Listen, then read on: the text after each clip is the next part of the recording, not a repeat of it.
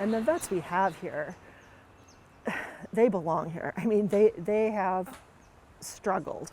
They have tried everything. To the person, they will attest to the success they've had with it, to a person. Life-saving would probably be in every descriptor. Nice and easy. But we got a call on September 30th. We got a call from the VA that told us to stop treating the vets. They didn't ask to talk to Dr. Feifel. They didn't ask to talk to management. They told the receptionist. And I'm going, whoa, whoa, whoa, whoa. I'm like, we're not canceling anything. We're not canceling anything at all. I'm like, no, like, I need to verify this, but we are absolutely not canceling anything. It's not even a question. I mean, to tell somebody that the treatment that is keeping them alive is suddenly gone with no warning, with no explanation, on 24 hours notice. I could see people crumbling all over around me if we made that call. If they showed up and we said no, the VA said you're not authorized, go home. It would have been disastrous. It would have been absolutely disastrous. So it wasn't medically correct. It wasn't ethically correct. It wasn't humanistically correct. I mean, they just like missed it on every single box they could have been checking off. You just can't do that. You cannot do it. We were very, very worried about a handful of people, of patients. We did not want them to know. So we either told their spouses or we just kept it quiet and we're like, we'll just keep treating them. Because we were very worried about how they would react if they found out. And one of them was Jody. And we did tell her husband, but I mean, just through the whole complexion of the VA and here, I mean, people catch wind of things. And she eventually, found out.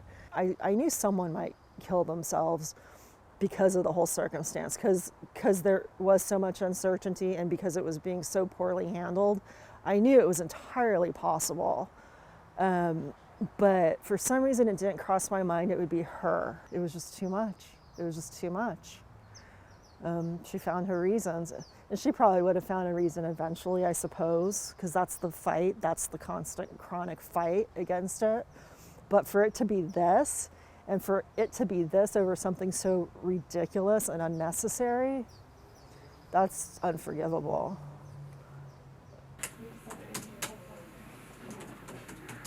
I was ready to be the one to shoot off the emails to the VA going, you guys killed Jody.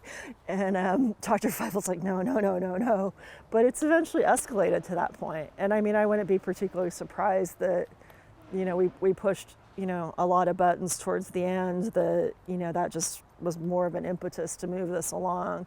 But even then, you don't do it in a way that hurts the vet.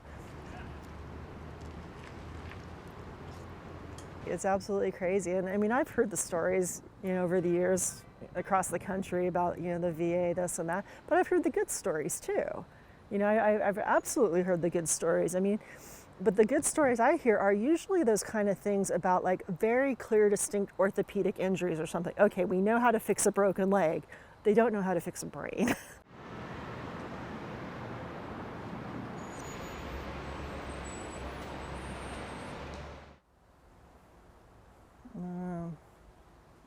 But the story's not done, that's for sure. It's not over. I mean, some of the vets are trying to fight for their own treatments, and some of the vets are paying for their own treatment. Here, they've come back paying out of pocket for treatments, money that they probably don't have.